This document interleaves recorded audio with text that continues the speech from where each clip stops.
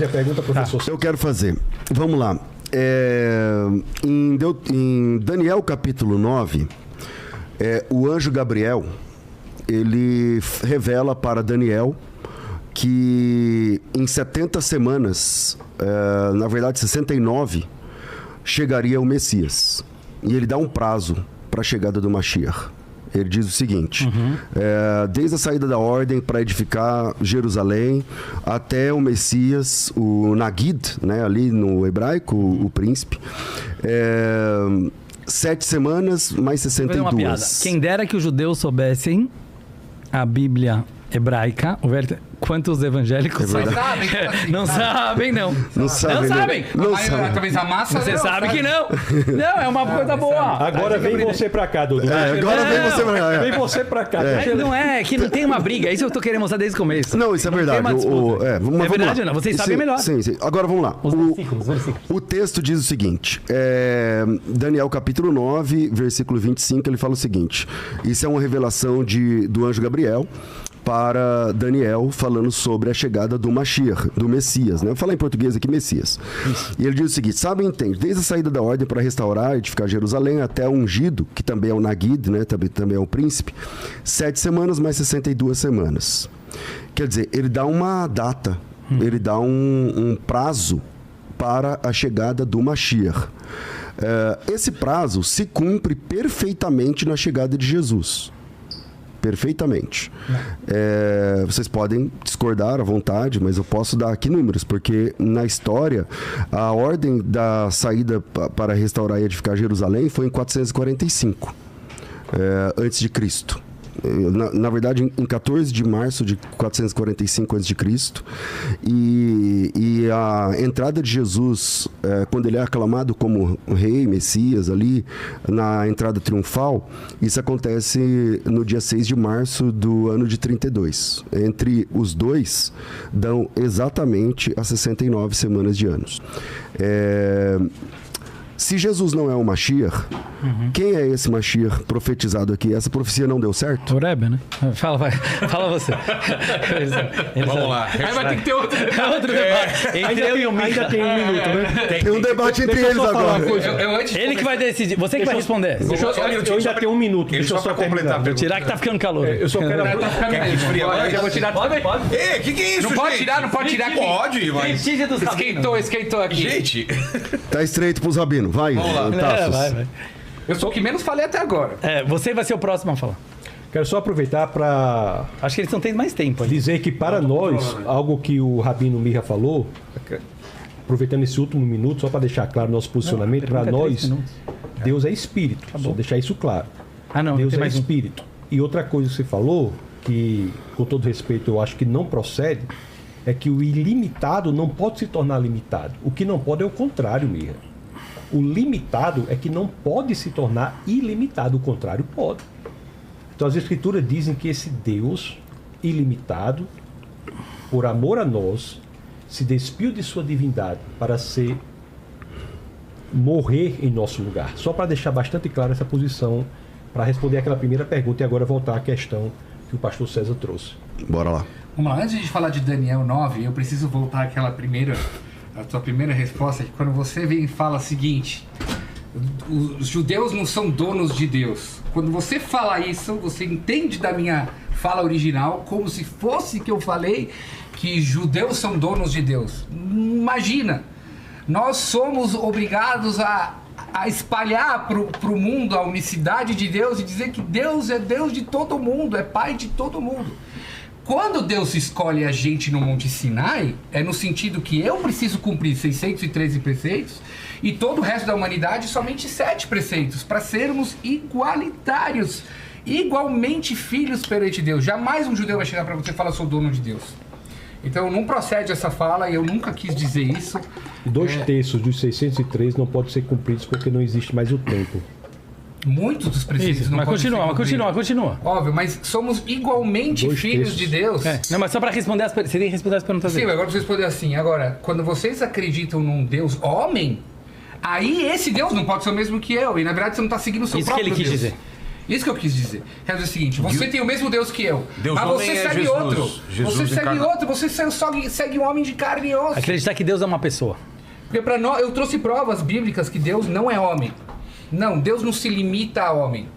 Então, essas provas vocês não me responderam, mas agora eu vou pro Daniel. Fala pro Daniel. Vamos pro Daniel.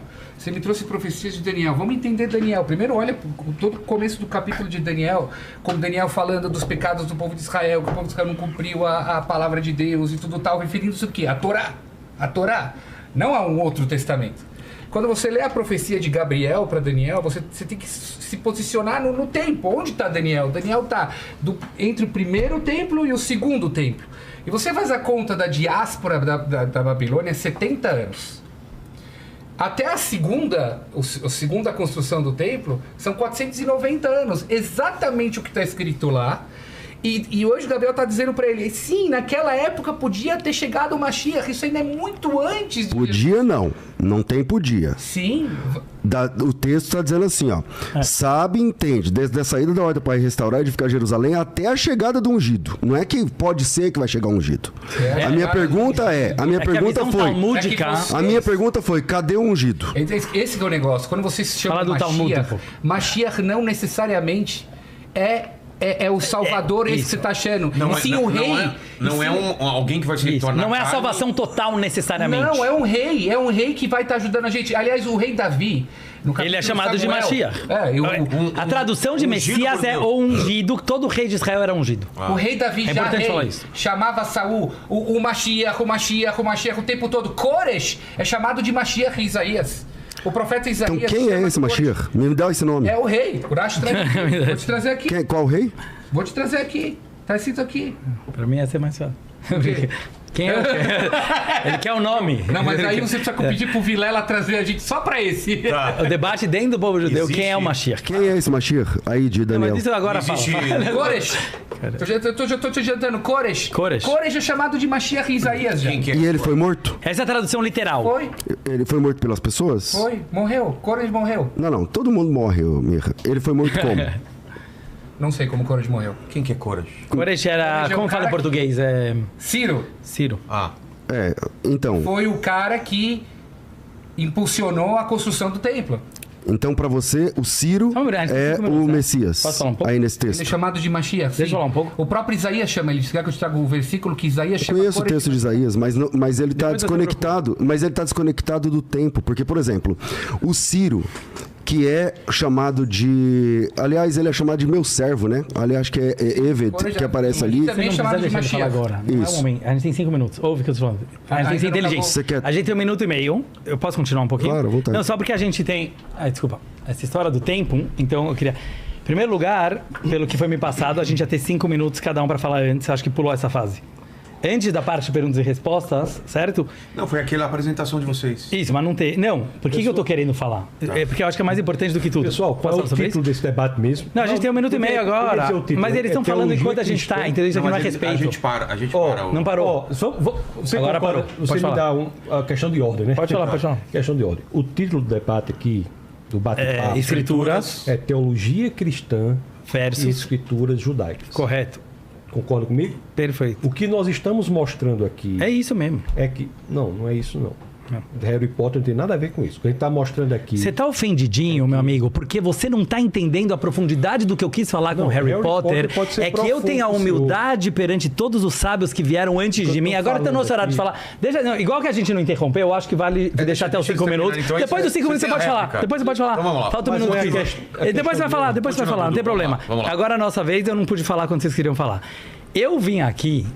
Porque eu vou falar agora direto o que eu falaria nos meus 5 minutos anteriores. É o seguinte, judaísmo, obviamente, não é uma religião. O judaísmo não é uma religião. O judaísmo nasceu antes de todas as religiões.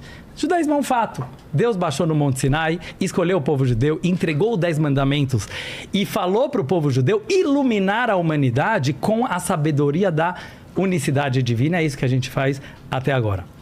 Não tem competição, e eu acho isso uma infantilidade, Vilela, tão grande. Eu estou trazendo para o nosso mundo agora, que beira o ridículo e o absurdo. Eu e o Mirra, com todo respeito aos nossos queridos colegas, acharem que 500 anos depois, que os maiores rabinos, cabalistas e sábios com bispos e padres daquela época, já fizeram todos esses debates e já responderam tudo o que vocês quiserem perguntar, e ainda mais a níveis intelectuais que a gente não consegue entender. Então, para mim, se você gostou do Harry Potter, vou trazer outro. Parece menininha do TikTok que tá querendo achar que sabe alguma coisa sobre o que tá acontecendo no mundo. Isso é uma infantilidade, Vilela, e uma arrogância de um nível que não cabe aqui. Então, eu quero finalizar dizendo que é o seguinte: eu acho que o nosso objetivo como pessoas de bem... Eu vou falar, não foi me cortado 15 segundos enquanto ainda estava correndo o tempo, eu vou falar. Como pessoas de bem, ter a humildade de saber que nós estamos num mundo que hoje em dia está uma bagunça, está criminoso, está agressivo. Em vez da gente se juntar e da gente se unir com valores reais e verdadeiros como amor, unicidade de Deus, como união da família, como valores e princípios, e eu falo isso aqui para dentro da própria religião cristã, que eu vejo pessoas se matando, evangélicos com católicos, desculpa falar, eu não vou falar palavrão aqui, mas ferre-se. Ou seja, vocês estão brigando por uma vírgula. Você acha que Jesus está aí para isso? E eu vou finalizar essa minha fala, depois eu nem preciso falar mais. Uma vez chegou um cara que falou pro Rabino, eu tenho um grande problema. O meu filho, um judeu, é uma história verídica, falou, Rabino, o meu filho foi pro cristianismo e se converteu pro cristianismo. Não tem coisa pior, né, para um judeu que poderia acontecer do que isso. Aí o Rabino falou, vem aqui no canto que eu vou te falar a verdade. Eu também, ninguém sabe da comunidade. O Rabino falou, eu tenho um filho que também se converteu para o cristianismo. Na hora que Deus viu os dois batendo papo, Deus apareceu e falou, vem aqui que eu quero te contar um segredo. Quem entendeu, entendeu. Eu também tenho um filho que se converteu. Jesus era judeu. Ele era igual eu e o Micha aqui brigando. Ele era um rabino que estava lá, revolucionário, e ele era foda, desculpa a palavrão agora, na minha opinião, no sentido que ele trouxe os valores principais do judaísmo, como amor ao próximo, que ninguém tinha, como família, que ninguém tinha, como monoteísmo, que ninguém tinha, como união da humanidade, melhorar o mundo para uma era melhor. E ele trouxe isso para as outras nações. Isso foi algo fantástico. E eu li isso em livros de Cabala, não sou eu que estou inventando aqui. As religiões que foram criadas em cima de Jesus, que são todas as vertentes... Não, vocês vão ter dois minutos. Eu falei, não precisa nem mais falar. Que são todas as vertentes cristãs em cima disso, que infelizmente... certo? Assim como tem vertentes judaicas e muçulmanas e budistas, que mataram pessoas por não falar a mesma frase que o cara estava falando. É de uma vergonha tão grande, que eu tenho certeza absoluta que Jesus não queria isso. E para mim ele